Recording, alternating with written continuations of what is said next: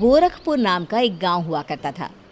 उस गांव में ज्यादा लोग नहीं रहते थे। उस गांव में एक गर्भवती विधवा औरत रहती थी। उस औरत का नाम कमला था। कमला अपने घर में अकेली रहती थी। उसके पति की सारी जायदाद उसके नाम हो गई थी, पर सभी गांव वाले उस औरत को मनहूस औरत समझा करते थे और सभी उससे नफरत किया करते थे। एक बार कमला राशन की दुकान पर खाने का सामान खरीदने जाती है। भैया जी, जरा 1 किलो दाल चावल देना। अरे हाय हाय हाय हाय हाय! अरे मनहूस औरत, मेरी दुकान में अपशुगन करवाने आ गई क्या? हैं? चल जा यहाँ से, मैं कुछ नहीं देने वाला हूँ तुझे। भाग भाग यहाँ से, चल जा, निकल। भैया जी, ऐसा मत कहिए, मैं गर्भवती हूँ, मुझे खाने की बहुत जरूरत है, मुझे खाना दे दीजिए। दुकानदार कमला को वहां से धक्के मारकर भगा देता है। तभी कमला रोते रोते उस गांव के किन्नरों के इलाके में आ जाती है। गांव वाले किन्नरों को उसी इलाके में रखा करते थे, क्योंकि वो लोग किन्नरों को पसंद नहीं करते थे और उनके इलाके में रहने से मना करते थे। तो किन्नरों ने उसी गांव में अपना एक इलाका बना लिया था। जब किन्नर लोग देखते हैं कि एक गर्भवती महिला रोते रोते उनके इलाके में आ गई है, तो सारे किन्नर कमला के पास जाकर उसका हाल पूछने लगते हैं। क्या हुआ बहन, तुम्हारी गर्भवती अवस्था में इतनी बुरी हालत कैसे? तुम रो क्यों रही हो? तुम डरो मत, हम तुम्हें कोई नुकसान नहीं पहुंचाएंगे। तुम शांत होकर सब बताओ कि हुआ क्या है। मैं कमला हूँ, मैं गांव के दूसरे इलाके से आई हूँ। 2 महीने पहले ही मेरे पति की मौत हुई है। मुझे गांव के लोग मनहूस मानते हैं, क्योंकि मैं विधवा हूँ और गर्भवती भी।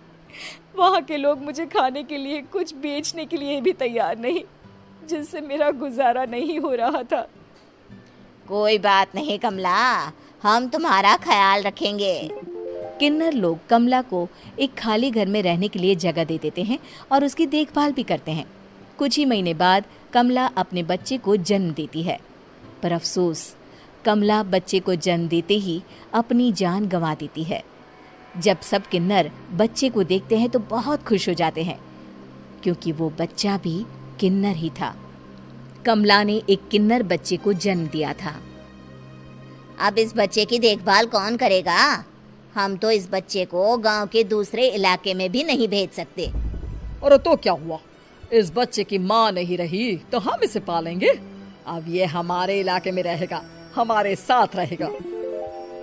फिर वो किन्नर उस किन्नर बच्चे को गोद ले लेते हैं, उसका नामकरण कराते हैं। उस किन्नर बच्चे का नाम शक्ति रखा जाता है। देखते ही देखते शक्ति बड़ी होने लगती है। उसके रंग रूप बहुत सुंदर थे। वो बहुत सुंदर किन्नर दिखती है।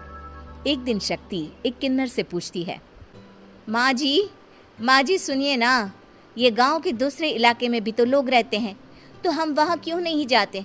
हम उनसे अलग क्यों रहते हैं? शक्ति, क्योंकि वो लोग हमारे जैसे नहीं, वो लोग हमें पसंद नहीं करते, इसीलिए हम उनसे अलग रहते हैं।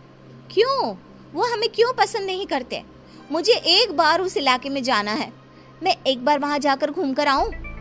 शक्ति, खबरदार, जो तू उस इलाके में कभी भी गई तो अपनी जान नहीं गंवाना चाहती तो उस इलाके में कभी कदम भी नहीं रखेगी, समझी? इतना कहकर वो किन्नर वहाँ से चली जाती है। शक्ति उस किन्नर की बात सुनकर बहुत रोती है। माँ जी, ऐसा कैसे कह सकती है? उन्होंने इतनी सी बात के लिए मुझे इतना डांटा। अब तो मैं उस इलाके में जरूर जाऊंगी। फिर एक दिन शक्ति गांव के दूसरे इलाके में चुपके से जाती है। ये लोग तो हमारे जैसे ही इंसान हैं, तो ये हमसे नफरत क्यों करते हैं? जब शक्ति उस इलाके में पहुंचती है तो गांव के सारे आदमी उसके रूप से मोहित हो जाते हैं। वो लोग ये अंदाजा नहीं लगा पाते कि वो किन्नर है। शक्ति की सुंदरता देखकर सारे गांव वाले उसकी तारीफ करने लगते हैं। तभी गांव का चक्कर लगाने गांव के जमींदार का बेटा हर्ष वहां पहुंचता है। हर्ष भी दिखने में बहुत सुंदर होता है। जब हर्ष ने शक्ति को देखा तो वो भी उससे मोहित हो गया, और जब शक्ति की नजर हर्ष पर पड़ी तो वो हर्ष को देखकर मोहित हो गई। आपको पहले कभी इस गांव में देखा नहीं। इस गांव में आप नए हैं क्या? जी नहीं, वो मैं बस तभी शक्ति बोलते बोलते रुक जाती है और मन में सोचने लगती है, अगर मैंने इनको बता दिया कि मैं दूसरे इलाके से आई हूँ तो वो समझ जाएंगे कि मैं किन्नर हूँ, इसलिए मुझे इनसे झूठ ही बोलना पड़ेगा।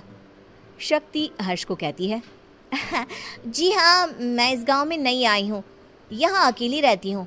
वैसे आप कौन है? आप भी इसी गांव में रहते हैं? जी हाँ, मैं इस गांव के जमींदार का बेटा हूँ। आपको किसी भी चीज की जरूरत पड़े तो आप मुझे बता देना, मुझे अच्छा लगेगा।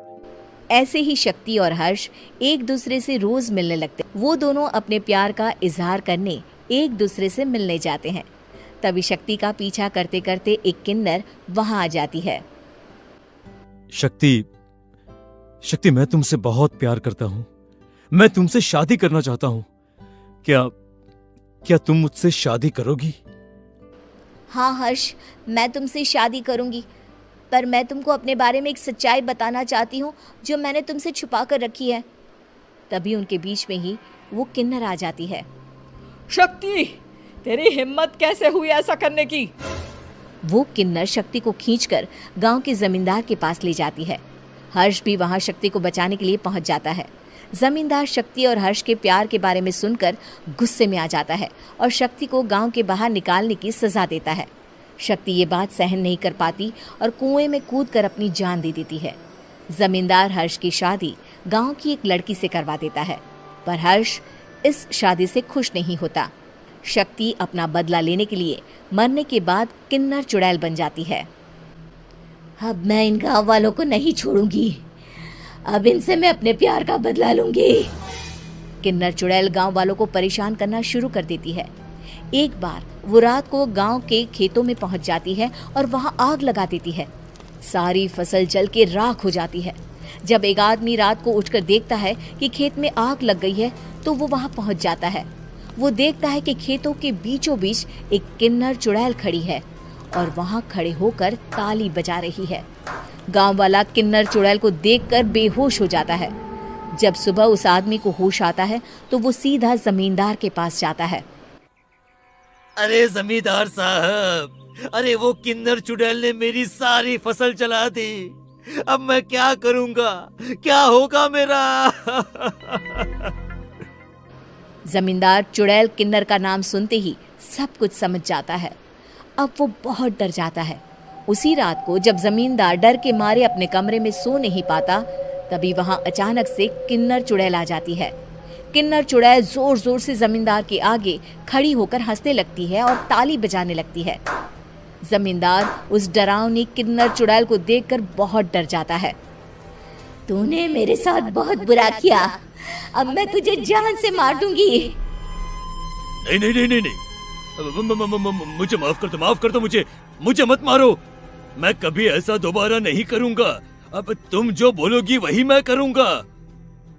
ठीक है, मैं चाहती हूँ कि किन्नर इलाका गांव के इलाके से जुड़े और गांव का कोई भी आदमी किन्नर समाज से द्वेष ना करे, उससे नफरत ना करे, नहीं तो मैं सारे गांव को मार दूंगी। और तुम गांव में एक नया कानून बनाओ कि अगर किसी ने भी किन्नर समाज को हानि पहुंचाने की कोशिश भी करी या इनसे भेदभाव करने की भी कोशिश करी तो उनको कड़ी से कड़ी सजा मिलेगी। हाँ हाँ हाँ हाँ, मैं ऐसा ही करूंगा। तुम जो बोलोगी वो मैं करूंगा, पर मुझे जाने दो प्लीज। तब वो किन्नर चुड़ैल वहां से चली जाती है।